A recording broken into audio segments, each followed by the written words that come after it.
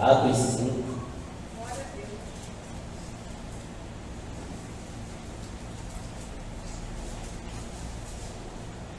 A partir do versículo 17.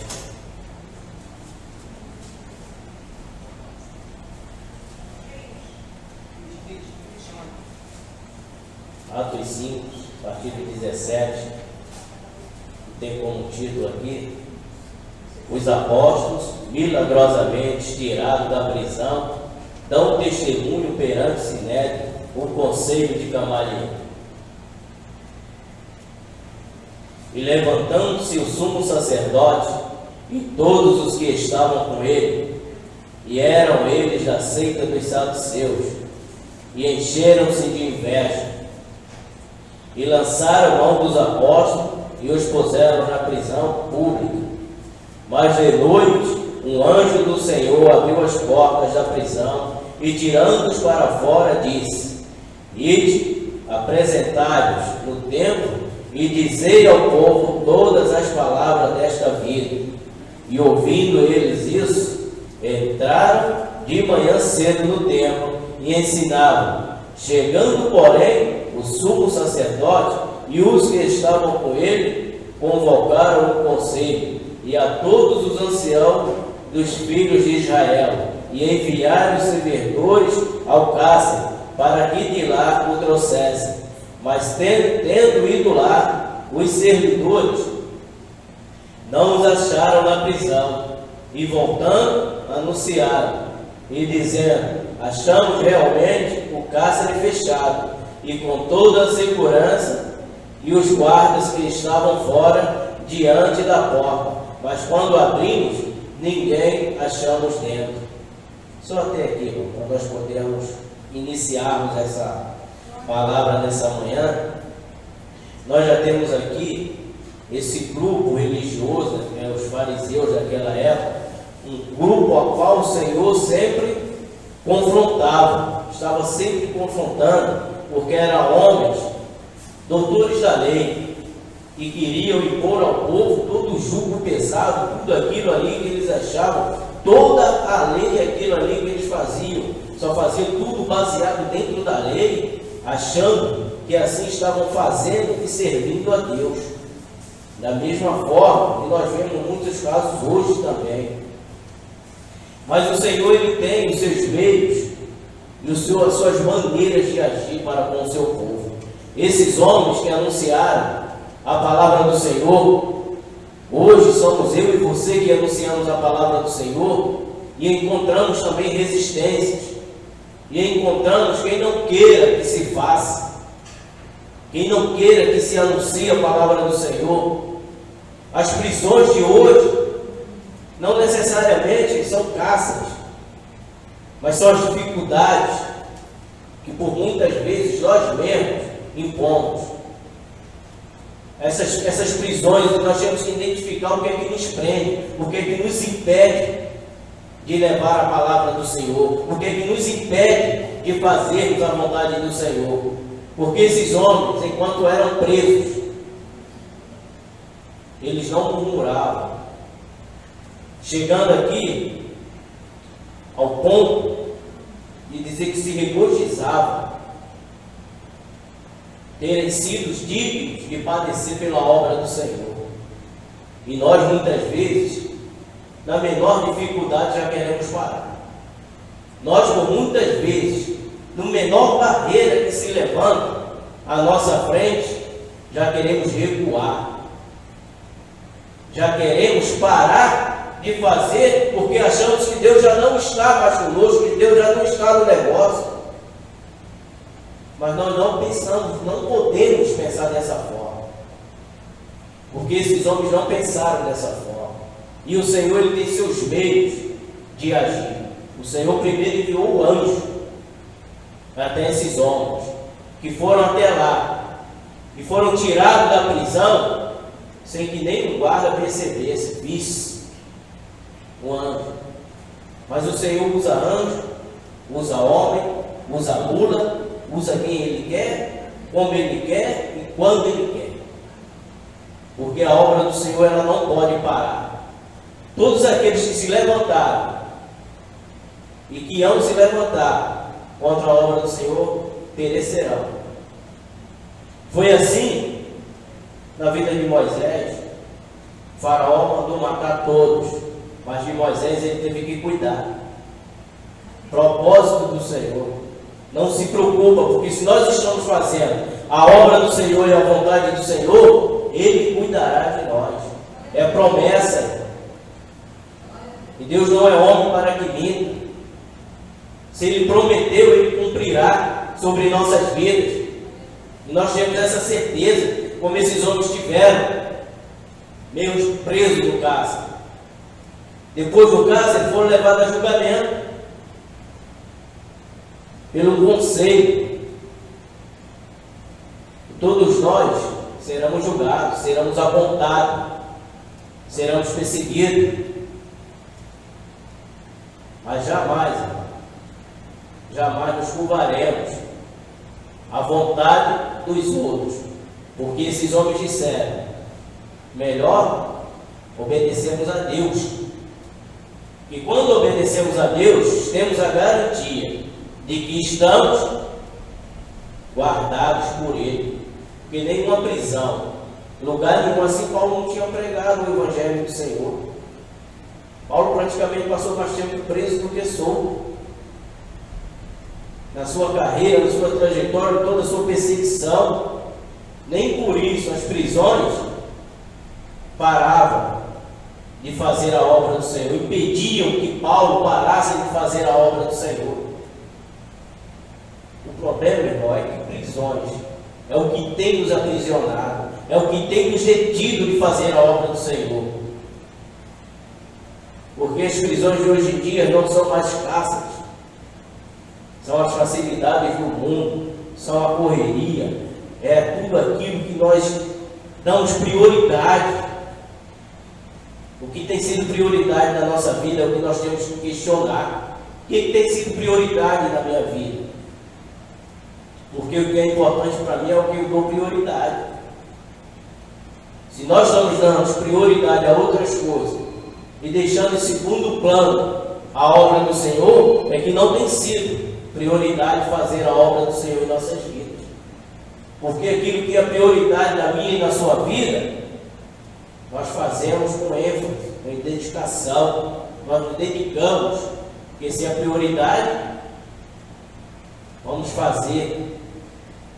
Então, se nós deixamos a obra do Senhor em segundo plano, já não tem sido prioridade em nossa vida. E todos, o Senhor já deixou avisado, contratempos, barreiras, problemas, aflições. O Senhor disse: no mundo tereis aflição. Teremos aflições, seremos perseguidos, seremos entregues ao cárcere. Está escrito. Seremos, irmão. Mas não podemos desistir, parar, recuar de fazer a vontade do Senhor.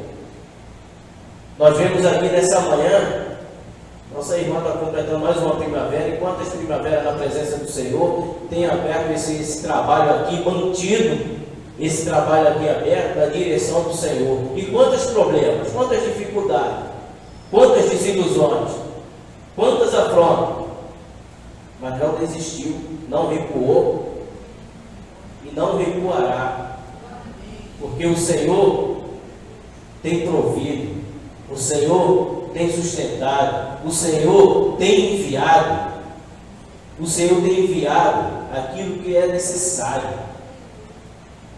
O Senhor tem enviado o seu melhor a quem dá o seu melhor.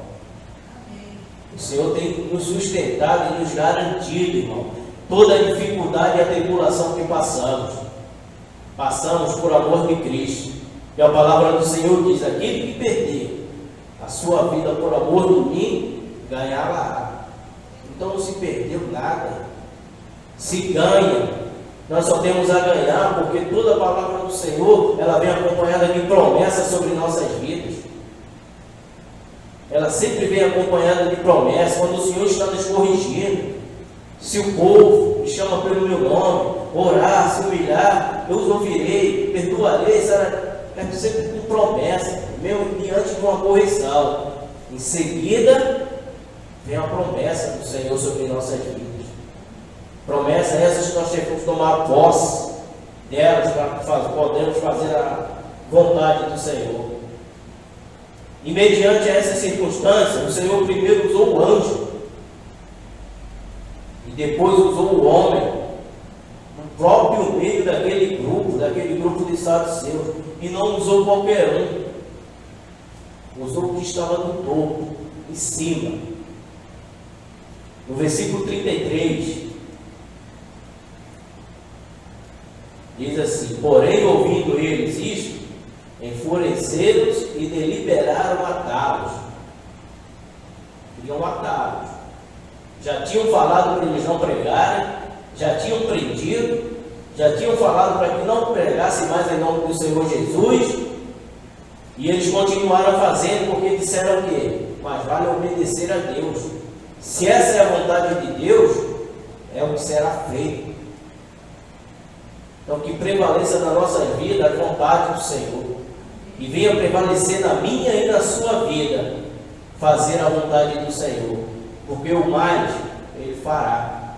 Nós não temos que estar preocupados com grupos, irmãos, dentro das próprias igrejas, do ambiente em que vivemos. Quando tentamos fazer alguma coisa, também se levantam grupos contrários àquilo ali que está sendo feito. Mas nós não temos que recuar. Se estamos na posição e temos uma visão espiritual que está sendo feita para a obra do Senhor, continuaremos contra tudo e contra todos. Só não podemos, irmão, ir contra a vontade de Deus. Pelo mais, versículo 34: mas se levantou-se no conselho um certo fariseu chamado Gamaliel, doutor da lei, venerado por todo o povo, e mandou que por um pouco se levassem para fora os apóstolos. O Senhor usa o anjo, agora vai usar Gamaliel, um doutor venerado por todo aquele grupo em que ele vivia no meio, um homem do alto escalão, para que se cumprisse a vontade do Senhor, porque o Senhor ele tem os seus meios. O Senhor diz: eu sou o alfa e o ômega, o princípio e o fim. Deus, ele é infinito nas suas maneiras de agir. Deus não temos como definir a capacidade do Senhor resolver os nossos problemas. Porque Deus vai além, está além do nosso entendimento, da nossa compreensão. Está muito além da nossa capacidade do agir de Deus.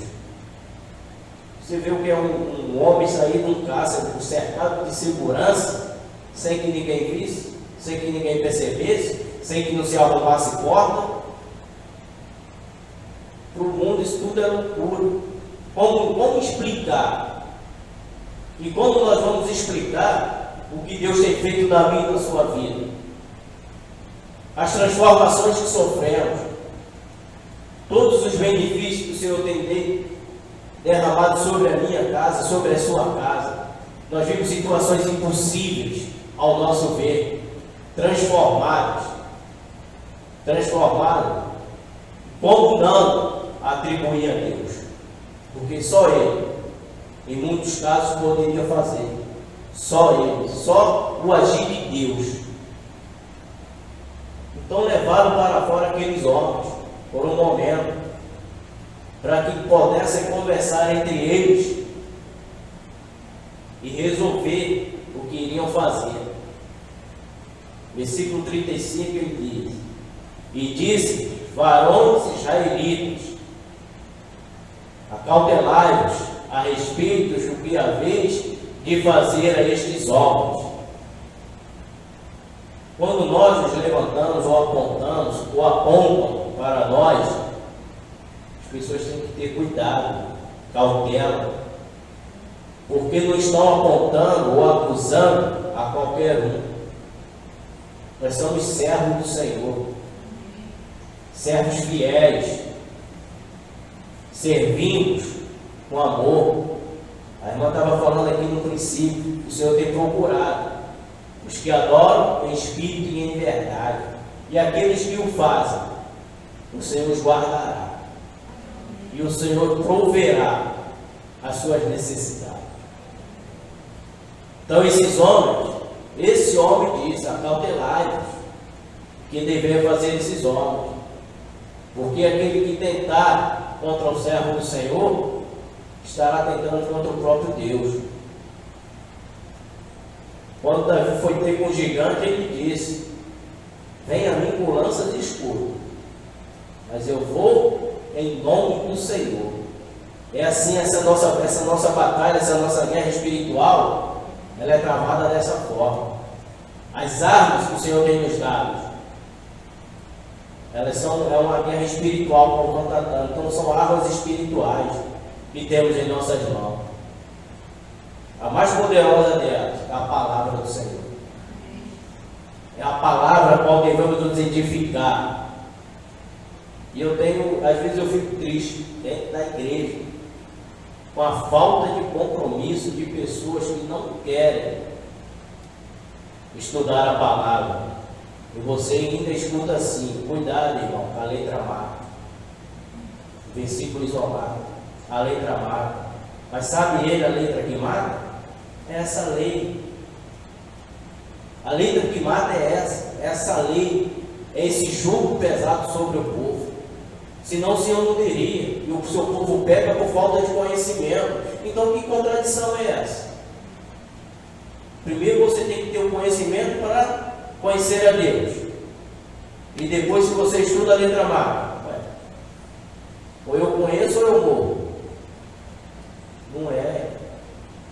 É a falta de entendimento.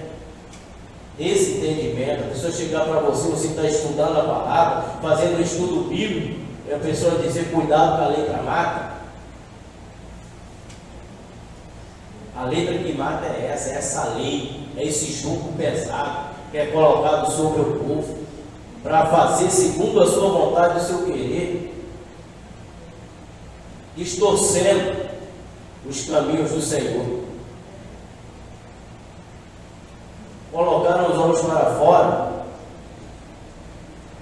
Aí vamos ver, ele diz, porque, versículo 36, porque antes desses dias levantou-se Deus, dizendo ser alguém, a este se ajuntou um número de uns 400 homens, o qual foi morto, e todos os que lhe deram ouvidos foram dispersos e reduzidos a nada. Vemos, o Senhor tem nos alertado, nos falado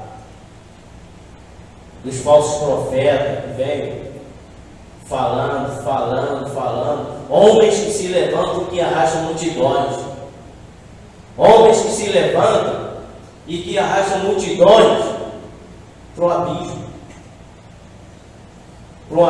porque não estão na direção do Senhor, porque não estão. Então é o que eu falo às vezes com o meu pastor, conversando com o meu pastor, eu converso com ele, falo: igreja cheia, igreja cheia é um inchado, porque há uma grande diferença. Conversando com o meu pastor, falando com a gente, falando sobre os cultos, que às vezes é pouca gente, uma coisa ou outra, e nós vemos grandes multidões em outras igrejas, em outras denominações, e às vezes nós nos perguntamos: por quê? Mas o problema não é a quantidade, o Senhor tem requerido de nós a qualidade. O Senhor tem requerido de nós que sejamos poucos. Gideão podia combater com 30 mil, né? Só ficaram 300. Os valentes, porque só ficam os valentes, só ficam aqueles que não vão recuar, só ficam aqueles que vão ter compromisso com a obra do Senhor. E o Senhor só quer os que adorem em espírito e em verdade. Então o importante não é a quantidade. É muito bom, muito, você ter uma igreja cheia, mas uma igreja lavada e remida no nome do Senhor. Uma igreja edificada na palavra, no conhecimento do Senhor. Uma igreja estruturada. Uma igreja cresce, como o Senhor Jesus disse, crescer na graça e no conhecimento. Para que não sejamos enganados.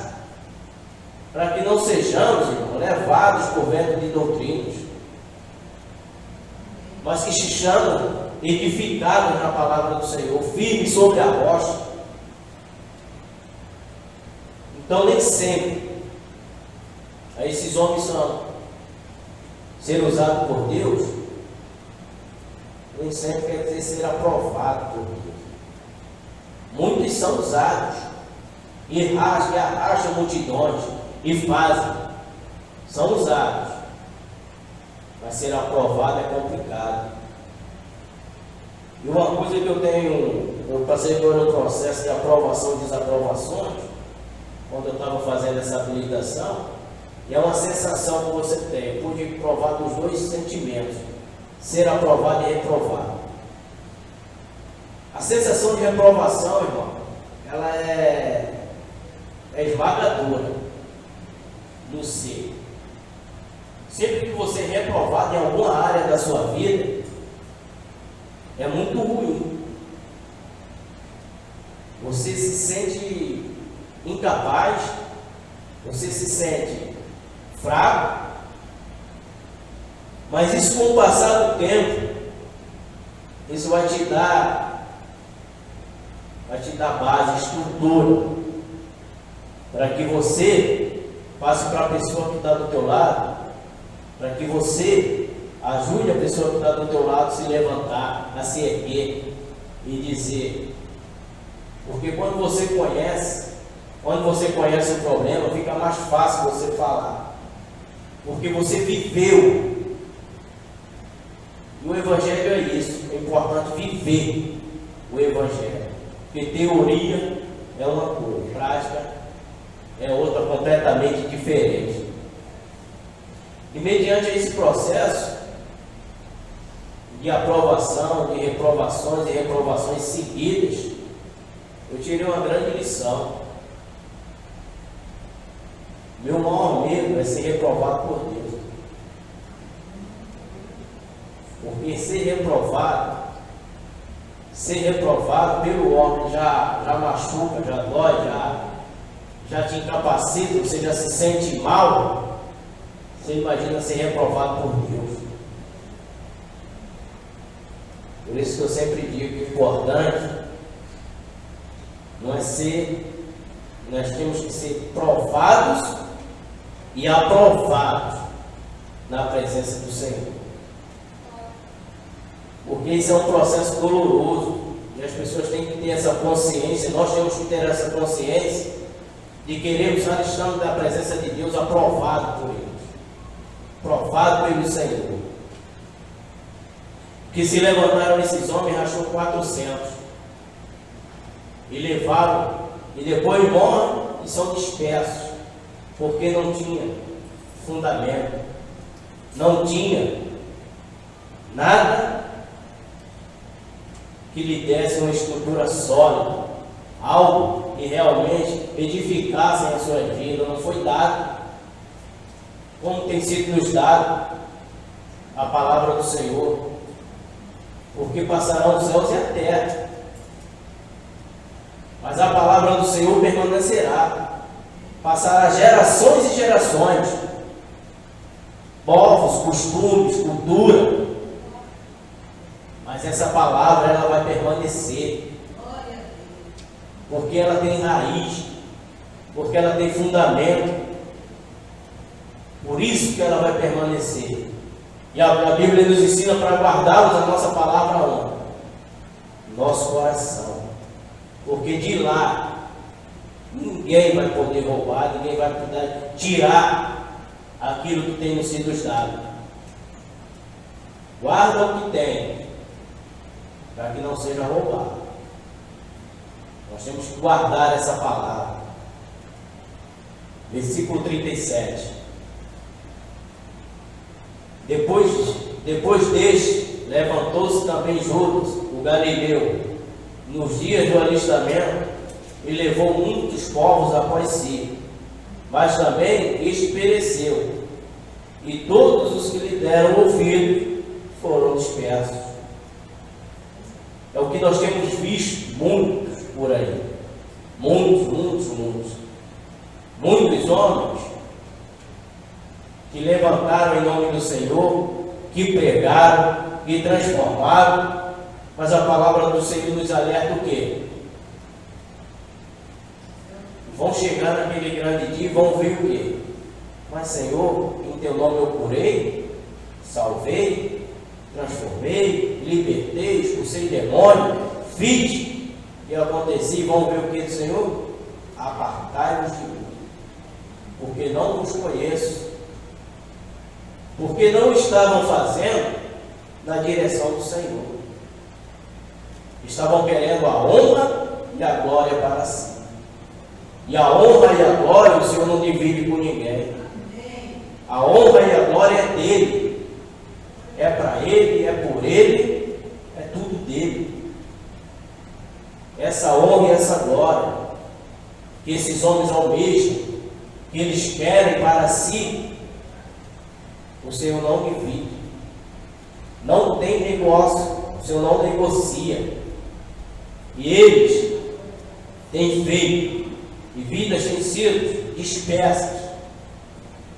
Numa última pesquisa que eu estava vendo, o número de desviados de dentro das igrejas era maior do que o desconvertido. Já tinha mais gente fora do que dentro.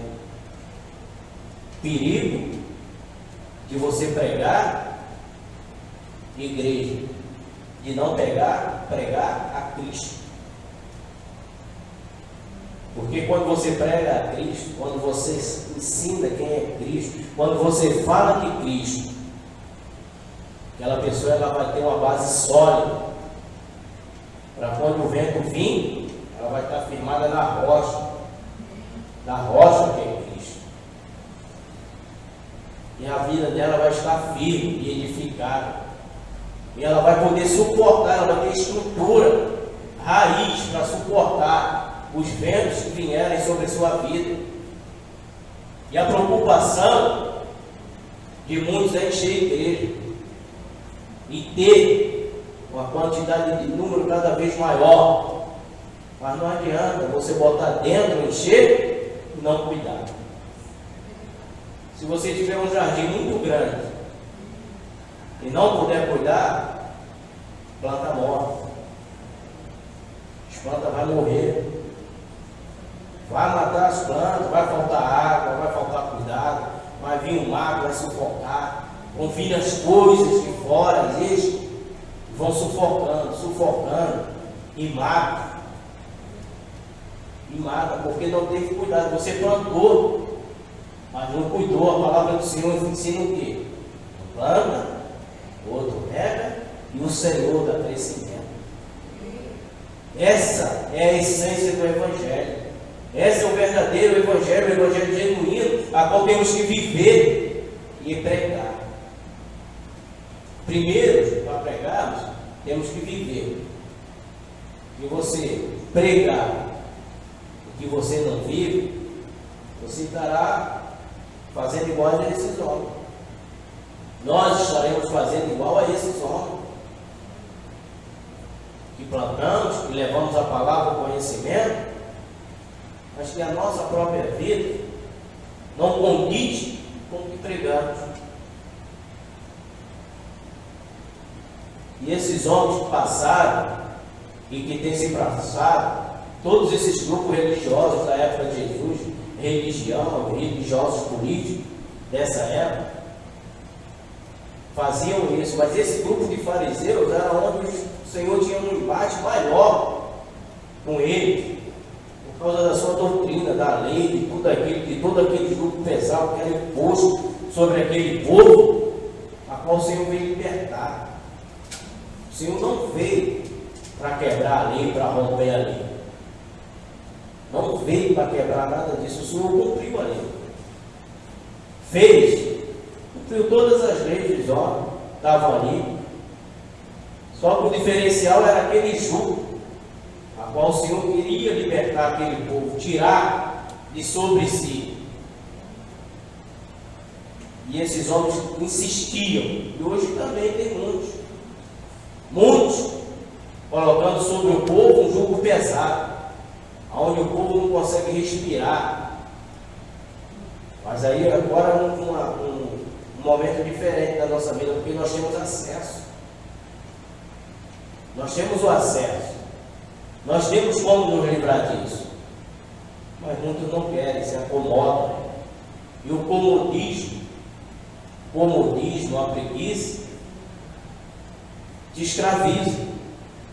Escraviza porque você vai ficar sempre naquela mesmice de que não vai fazer porque você não quer ter trabalho. Você não quer simplesmente fazer a sua parte. E quer que o Senhor desça do céu e faça. Fica difícil.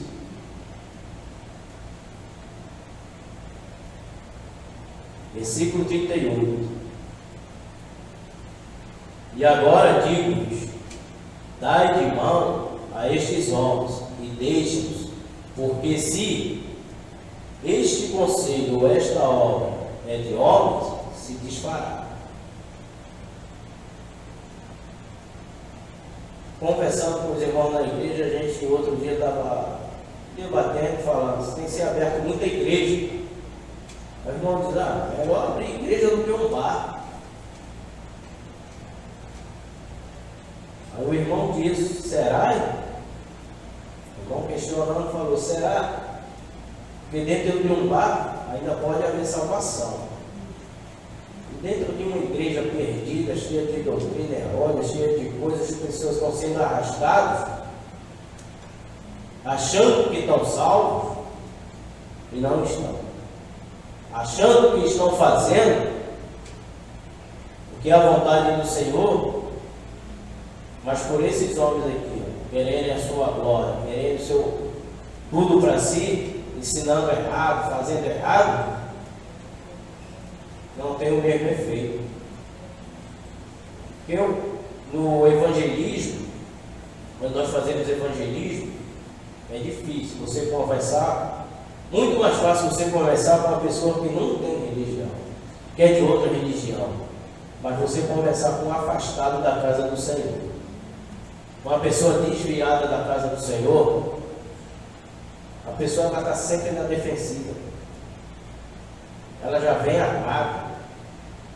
Vai conversar com você, mas eu conheço, eu faço. E é complicado porque o sistema tem afastado muitos. Religiosidade. A prática do Evangelho de maneira errônea. As pessoas estão sendo religiosos dentro, que já não prega mais o amor, a misericórdia, já não tem paciência um com o outro, já não suportam mais. A palavra do Senhor diz: suportai-vos uns aos outros, para que possamos viver em união, para que possamos ter uma comunhão um com o outro, que os mais fortes suportem os mais fracos, porque ninguém é 100%. Ninguém está 100% certo, nem errado. Há sempre os dois lados. É igual a moeda, toda moeda tem seus dois lados. E nós vivemos isso no Evangelho. Nós não precisamos, no evangelismo, nós conversamos com o rapaz disso. Há uma preocupação muito grande das igrejas em buscar algo. Uma preocupação minoritária em cuidar das almas. Porque temos que cuidar dos que está dentro, para que não saiam, para que não sejam dispersos. Porque aquele que está dentro, ele também veio cheio de problema, ele também continua tendo cheio de problema. A pessoa está dentro daí, mas ela também tem problema. Ela sente a necessidade de ser cuidada, de ser amparada.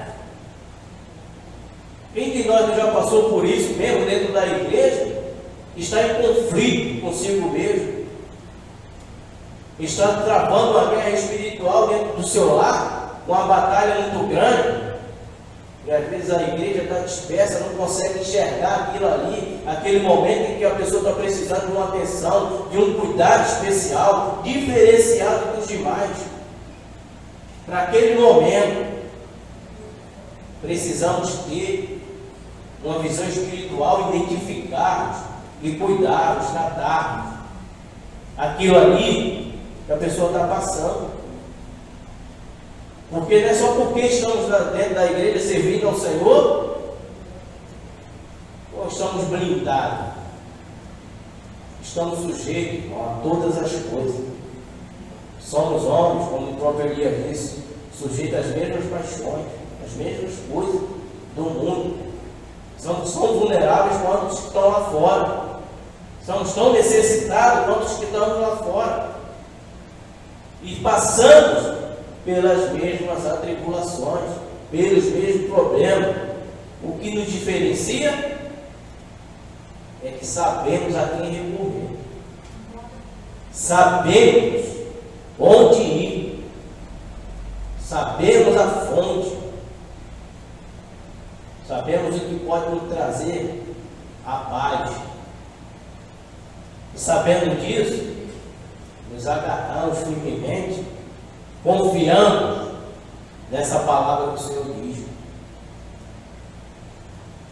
Mediante todas essas coisas, todos esses problemas, nós entendemos o quê? Que não é necessário apenas pregar o Evangelho lá fora, aí a pessoa se converte, aceita, entra, fica, e simplesmente acabou, esqueceu. Não preciso fazer mais nada com ele, não preciso tratar mais nada, que agora ele já é Evangelho, ele já está no meio, então agora é com ele.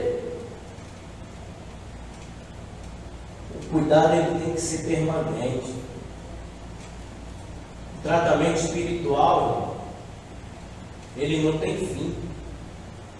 A cada dia precisamos ser libertos de alguma coisa. A cada dia precisamos nos libertar, deixar de fazer algo, deixar de praticar algo, deixar. Porque o Evangelho é de renúncia. E a maior dificuldade é negar o nosso eu.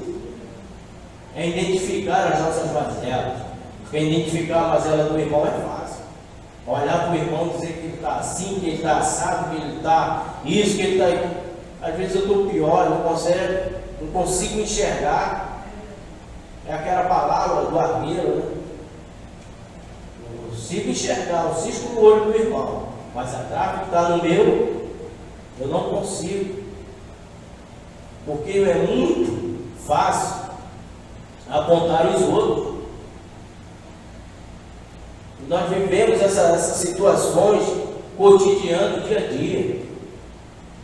Então, conversando com os irmãos da igreja, eu falei, nós precisamos, sim, claro que precisamos, fazer evangelismo, trazer novos convertidos, levar o Evangelho, mas também precisamos cuidar dos que estão aqui.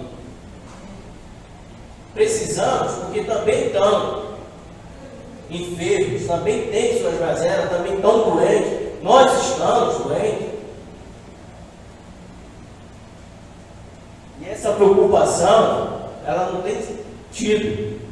E a consequência disso é o quê? A pessoa acaba se afastando. Porque às vezes está dentro e não está sendo tratado, não está sendo assistido, não está sendo... E quando sai, ainda sai falando mal. Quando sai disseminando, falando mal, de que a igreja é isso, de que a igreja é aquilo, impedindo que outros entrem,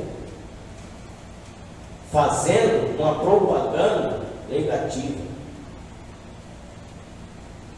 E isso por muitas vezes por culpa nossa, porque quando ela estava dentro, nós nos cuidamos, fomos descuidados. E o Evangelho do Senhor é isso. É a cura o tempo todo. Nós estamos necessitados, carentes, tanto quanto eles. Porque nós enfrentamos uma batalha espiritual e estamos na frente, e seremos atingidos muitas vezes Tem muitos soldados, como diz o louvor, né? Feridos. Soldados feridos. Acho que ainda tem o seu valor. E que ainda pelejarão pela obra do Senhor.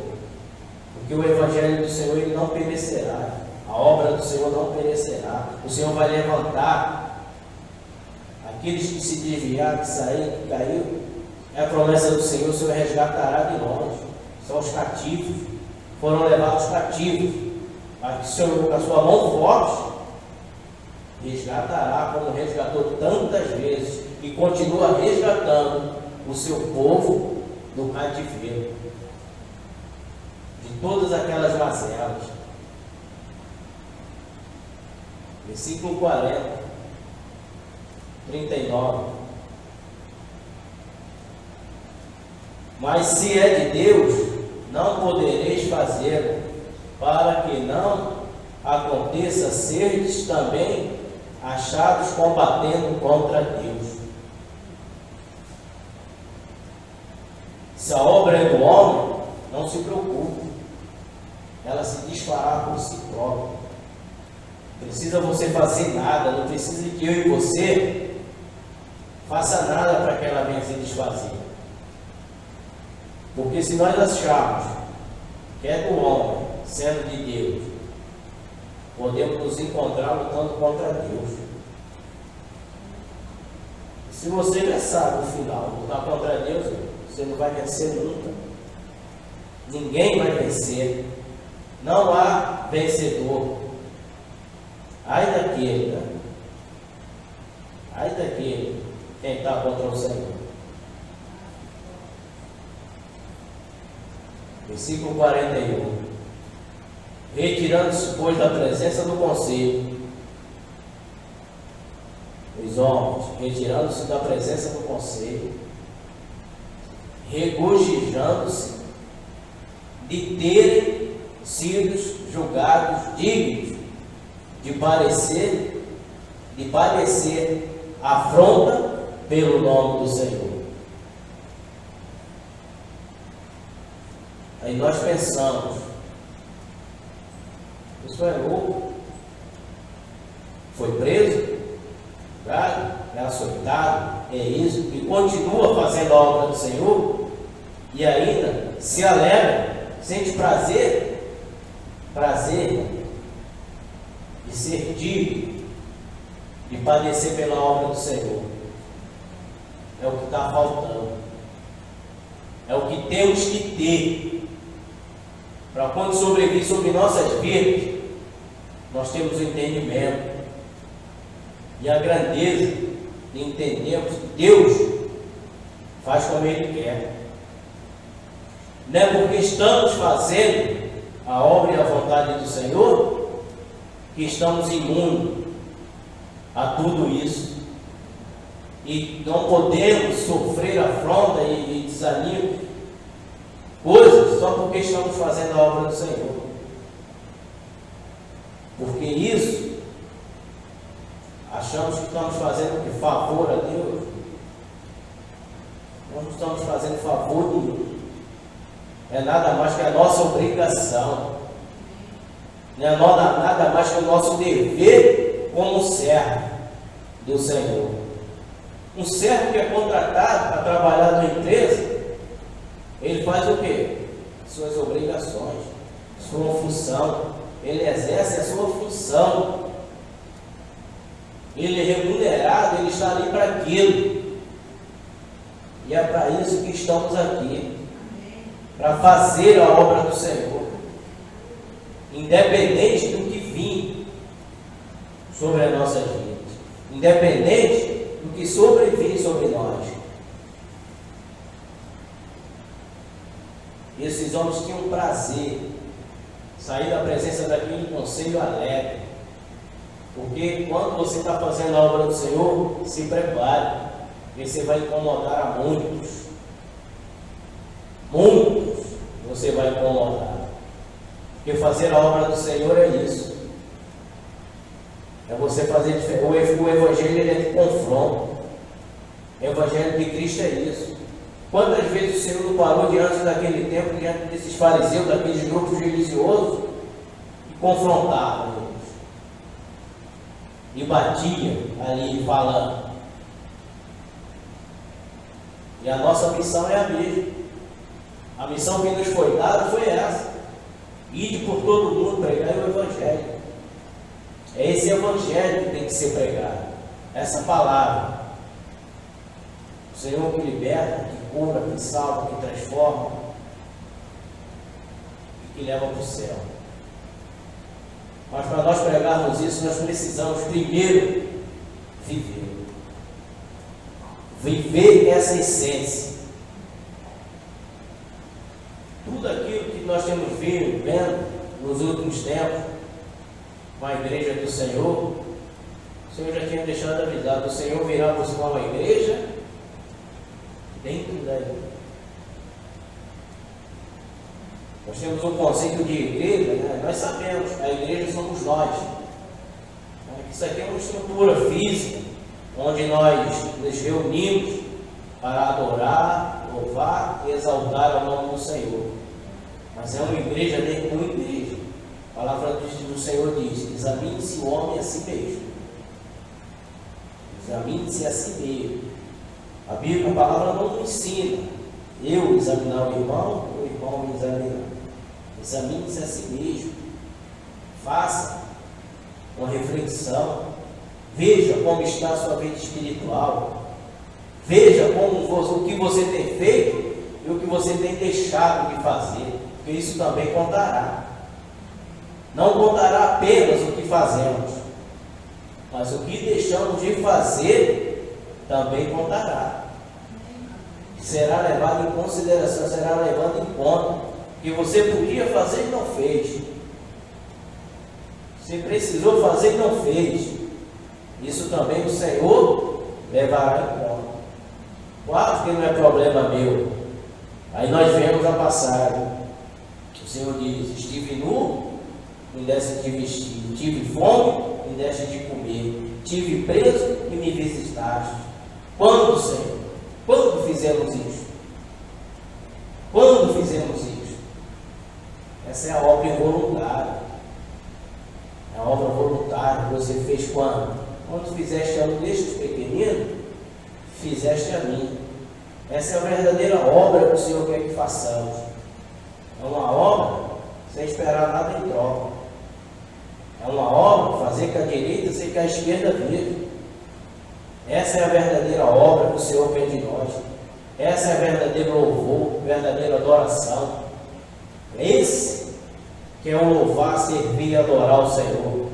Isso é fazer, são esses princípios que fazemos e que o Senhor se agrada. E fazemos. Aqueles homens disseram: quando fizemos? Nunca fui visitado, nunca dei de vestir, nunca dei de comer. Por que dizer isso? Quando fizeram, também fizeram a mim.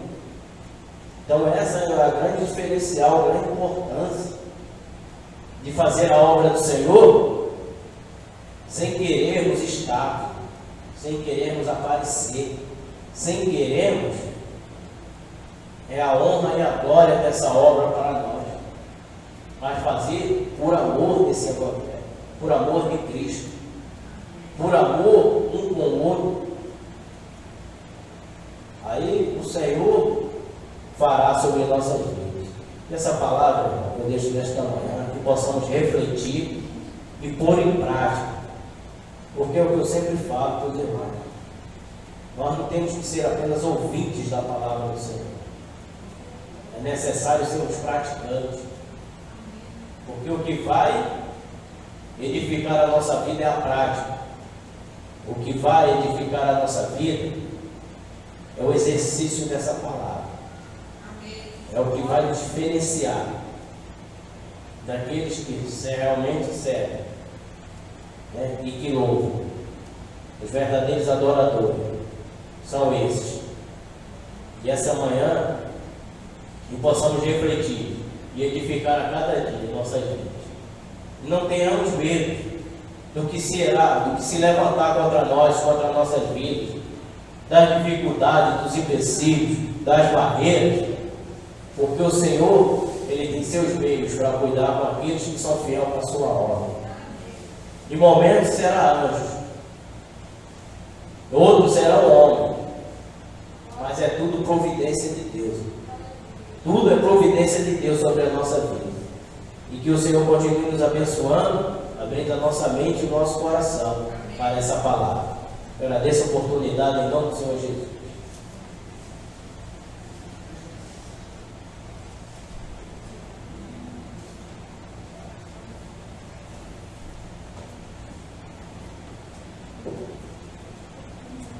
O Senhor acabou de nos dizer que nós precisamos crescer, né? Crescer em estatura, graça, crescer no conhecimento da palavra de Deus. Nós fizemos a leitura do Pentateuco, né? Dos 5 primeiros livros da Bíblia, e eu coloquei no final do estudo um resumo dos 5 livros para sistematizar o conhecimento dos irmãos. Irmãos, oraram? Amém? Vamos colocar outra vez, quem não teve a oportunidade de olhar. Toda vez que a gente termina o livro, eu estou procurando colocar um estudo para a gente poder sistematizar o conhecimento. Amém? A palavra nos diz que a gente precisa prosseguir e conhecer. Né? Então vamos tentar fazer a leitura do livro, vamos tentar fazer a leitura do resumo, fazer a leitura daquilo que pode ajudar, facilitar a gente a conhecer mais a palavra de Deus. Amém? Vou colocar de novo lá para os irmãos. Mas a gente sabe, né? Que a palavra assim nos diz. Não tem sabedoria, pede a Deus que Ele dá graciosamente. Não estou conseguindo entender, preciso crescer mais em conhecimento. Preciso que o Senhor abra minha mente, que eu venha compreender melhor o propósito que Ele tem para a minha vida, aquilo que Ele quer que eu aprenda, que eu passe adiante. O povo tem sido destruído porque falta conhecimento. E esse conhecimento é o conhecimento da palavra de Deus. Vou pedir ao Senhor nessa manhã que Ele esteja fortalecendo cada um de nós no crescimento espiritual, no crescimento do conhecimento da palavra de Deus, para que a gente não venha a ser somente esse ouvinte, mas venha se transformar nesse praticante. Amém? Teoria é bom, né? Teoria é muito bom. Quando a gente vai para a escola, a gente aprende um monte de teoria. Para quê? Para colocar em prática e melhorar a vida da gente. Aquela teoria não vale nada se a gente não puder transformar aquela teoria em alguma coisa que venha mudar a nossa vida. Não é? É para isso que a gente estuda. A gente transforma a teoria em prática para que ela venha mudar a nossa vida. Assim é com a palavra de Deus. A gente estuda para que ela também seja uma realidade transformadora da nossa vida. Glória a Deus. Vem aqui à frente, vamos orar. Vamos orar para pedir ao Senhor que venha abrir o nosso entendimento.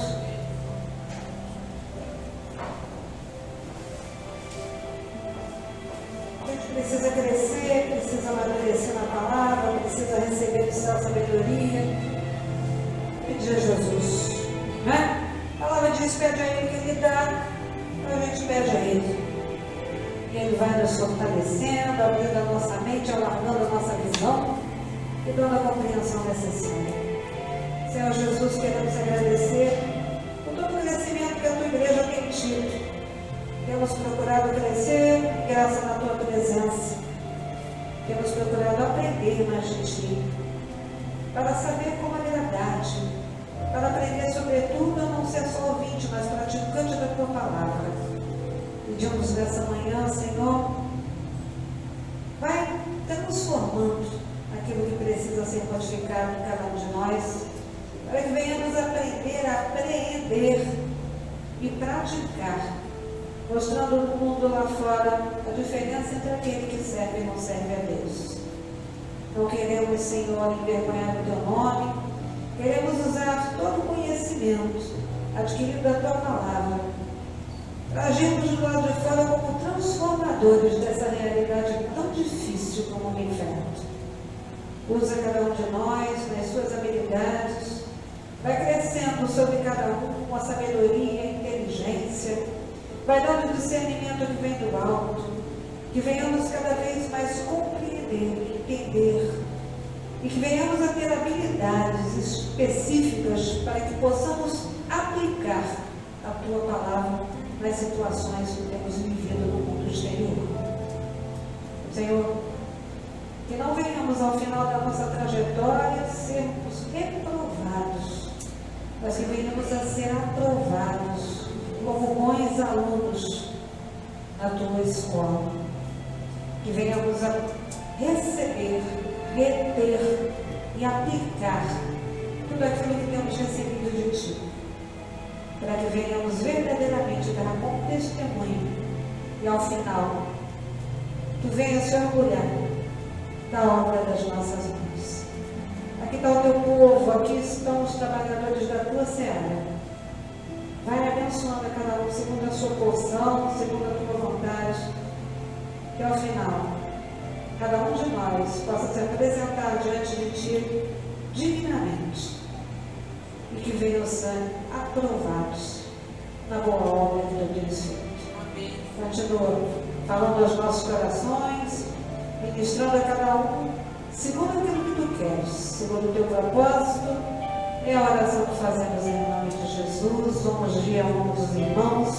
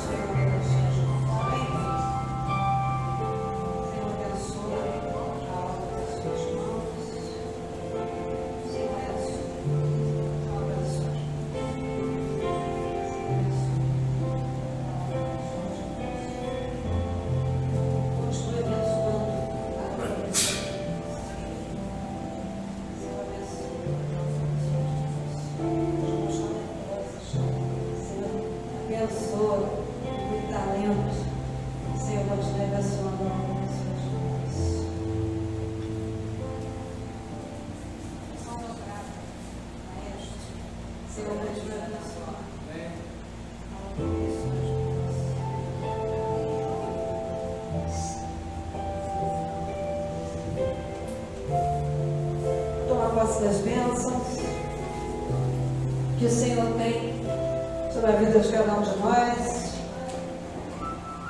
que o Senhor abençoe ricamente a igreja nessa manhã. Amém? Eu creio. Senhor, com Elias, o Senhor continue abençoando a obra das suas mãos. Amém?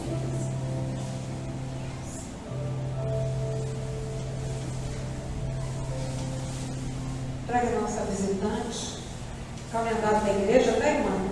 Toda vez que o Senhor tocar no seu coração, ficaremos muito felizes em recebê-lo. Foi uma honra para nós receber a sua visita nessa manhã. Amém? Vamos tomar posse das bênçãos que o Senhor tem para derramar sobre a vida de cada um de nós. Pelo amor de Deus, a graça do seu único Filho e as consolações do Espírito Santo sejam sobre a vida de cada um de nós. Vamos todos em paz.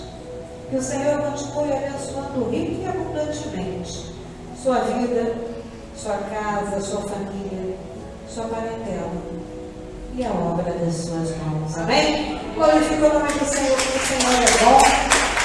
Muito bom estar com você. Agora ainda estar na presença do Senhor. Uma semana de paz e produtiva para todos, em nome de Jesus. Amém? Glorifica o nome do Senhor, porque o Senhor é bom. O Senhor tem cuidado de nós. Aleluia. Quarta-feira tem mais palavra de Deus, às 19 horas, para abençoar a tua vida. Amém?